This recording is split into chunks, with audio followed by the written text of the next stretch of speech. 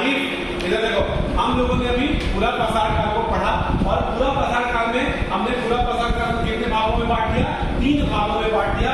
निम्न पूर्व पूरा पाषाण काल, मध्य पूर्व पूरा पाषाण काल और उच्च पूर्व पूरा पाषाण काल। इसको हमने 3 भागों में बांट दिया। निम्न पूर्व पूरा पाषाण काल के बारे में अभी हमने पढ़ा कि इसको हमने 2 भागों में बांटा था। कितने भागों में? 2 भागों में, उत्तर भारत और दक्षिण भारत। उत्तर भारत में जो औजार प्राप्त हुआ है वो चॉपर चॉपिंग टेबल संस्कृति था, इसलिए इसको चॉपर चॉपिंग टेबल संस्कृति के नाम से जाना जाता है। और कहां पे प्राप्त हुआ था? सोहन नदी पे, इसलिए इसको सोहन संस्कृति के नाम से भी जानते हैं। और इसका दक्षिण भारत वाला जो औजार मिला है वो हैंड एक्स प्रकार का था, इसलिए उसको हैंड एक्स संस्कृति बोला गया है। और वो कहां पे मिला है? तो मद्रास में मिला है, इसलिए उसको मद्रास संस्कृति भी बोलते हैं, जो कि अभी हम लोगों ने इसके बारे में और भी बहुत अच्छे से डिटेल में पढ़ा था।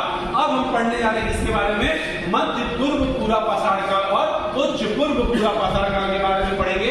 मध्य पूर्व पूरा पाषाण काल को निम्न पूर्व पूरा पाषाण काल की अपेक्षा में अगर देखा जाए तो इस समय जो औजार प्राप्त हुए हैं वो इस वाले औजार से, यानी निम्न पूर्व पूरा पाषाण वाले औजार से छोटे होते थे। कैसे होते थे? छोटे होते थे और नुकीले होते थे। तो ये वाला जो था इसके कंपैरिजन में नुकीला होता था, उसमें फलक ज्यादा होता था, शार्पनेस ज्यादा होता था, इसीलिए इसको एक एक घोंसले, किसने? एक घोंसले फलक संस्कृति बोला है। क्यों? क्योंकि इस वाले से निम्न पूर्व पाषाण काल से इसका ज्यादा शार्पनेस था, इसलिए इसको फलक संस्कृति के नाम से एक एक घोंसले मध्य पूर्व पूरा पाषाण काल को बोला है। साथ ही साथ केडी बनर्जी ने, किसने? केडी बनर्जी ने ये मध्य पूर्व पूरा पाषाण काल का जो सबसे ज्यादा औजार उपकरण मिला है वो आपके महाराष्ट्र में एक स्थल है नेवासा। महाराष्ट्र में एक स्थल है नेवासा।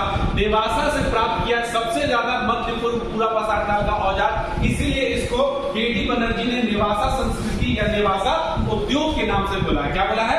नेवासा संस्कृति या नेवासा उद्योग के नाम से केडी बनर्जी ने बोला है। नेवासा एक स्थल है महाराष्ट्र में जो कि मध्य पूर्व पूरा पाषाण काल का मुख्य स्थल है, इसीलिए इसको नेवासा संस्कृति के नाम से जाना जाता है। अब बात करते हैं बाल्किट ने।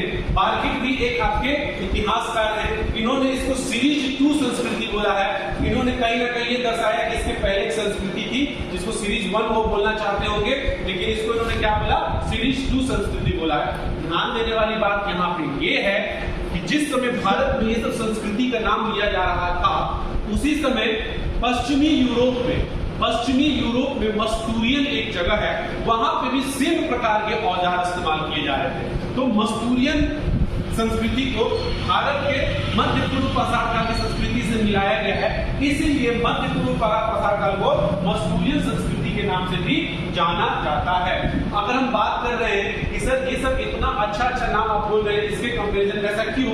क्योंकि इस समय जो निम्न पूर्व पूरा पाषाण काल के समय जो पत्थर का इस्तेमाल होता था वो क्वार्ट्जाइट पत्थर का होता था, और इस समय जो पत्थर का इस्तेमाल हो रहा है वो जेड, जस्पर और चर्ट प्रकार का पत्थर है। ये वही आप समझने के लिए समझ सकते हैं, लोहा वाला काठी और चाइनीज काठी में जो अंतर होता है, लोहा वाला काठी टेढ़ा हो जाता है, टूट जाता है, ये वाला वही पत्थर था, इसको नुकीला बनाने में ये टूट जाता था, उतरा जाता था, लेकिन उसके कंपैरिजन में ये जो प्रकार का पत्थर था, ये चाइनीज काठी प्रकार का जिस तरह से होता है, उसी प्रकार का ये वाला जो पत्थर था ज्यादा नुकीला हो जाता था, ज्यादा छोटा हो जाता था, ये इस प्रकार के पत्थर से। तो पत्थर के प्रकार में अंतर आ गया था, किसमें? मध्य पूर्व पूरा पाषाण काल। समझ में आ रहा है? इस पाषाण काल के जो औजार होते थे निम्न पूरा पाषाण काल के औजार से छोटे होते थे। ये हो गया आपका क्या?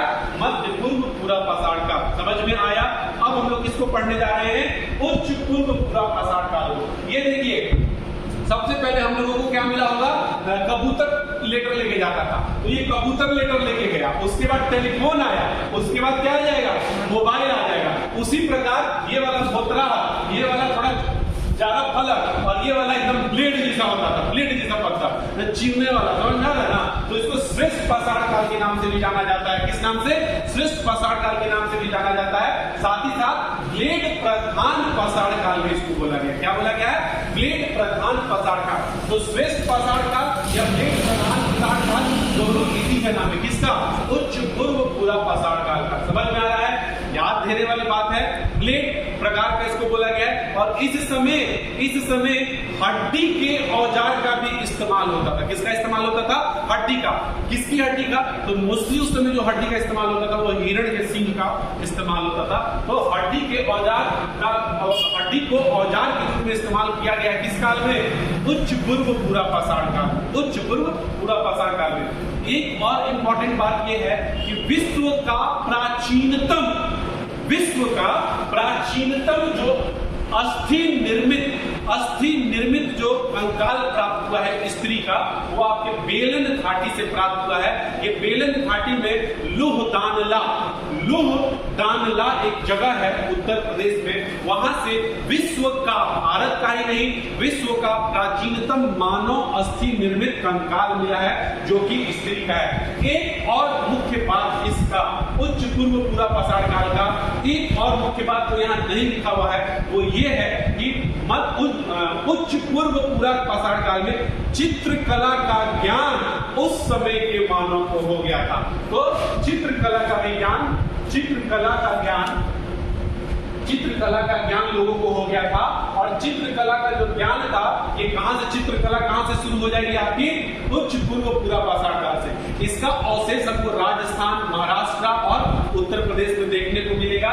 ये लोग क्या किए, शुतुरमुर्ग के अंडे पर इन लोगों ने चित्रकारी किया है, जो कि आपके राजस्थान और महाराष्ट्र में एक पटड़े जगह है, वहां से मिला है, दीपवेदिका से मिला है। यहाँ पे इन लोगों ने चित्रकारी का भी परिचय दिया है। तो चित्रकारी भी शुरू हो गया किस काल में? आपके उच्च पूर्व पूरा पाषाण काल। तो ये हो गया आपका उच्च पूर्व पूरा पाषाण काल, ये हो गया आपका मध्य पूर्व पूरा पाषाण काल, और ये हो गया आपका निम्न पूर्व पूरा पाषाण काल। यहाँ पे आपका पूरा पाषाण